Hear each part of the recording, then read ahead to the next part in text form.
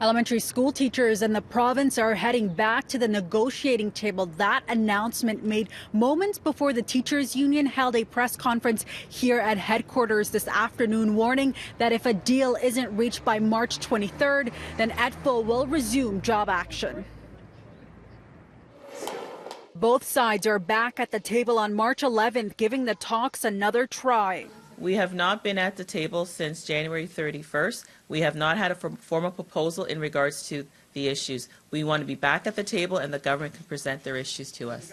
That statement made in response to Education Minister Stephen Lecce publicly announcing concessions he's made in his talks to the school unions, backtracking on classroom sizes, on mandatory e-learning, full-day kindergarten. But ETFO says these promises weren't made to them and where it matters most. The minister can make all the public promises he wants, but we haven't seen those promises in writing at the bargaining table. Prior to today's 2:30 meeting at ETFO headquarters, Minister Lecce said the government has presented a balanced deal. In our announcement, we've been clear. We're going to freeze classroom sizes, Speaker, at 23 in elementary school, in high school, and 24.5 in elementary school. We're going to ensure 100% of special education funding flows to those with the greatest needs. And, Speaker, we're going to protect all-day kindergarten. And the union says it only got invited back to the table about an hour before their press conference. Though this is a positive step, if the talks fail, ETFO warns its members will resume strike action on the Monday following March break. In response, the minister says, quote,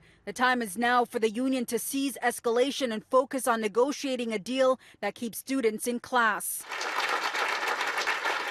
In addition to classroom sizes, there are vital issues they're not willing to budge on. More than $200 million in funding for special education has yet to be fully restored for the 2019-2020 year or for future years. Asked about outstanding issues, the union says it will not be negotiating through the media.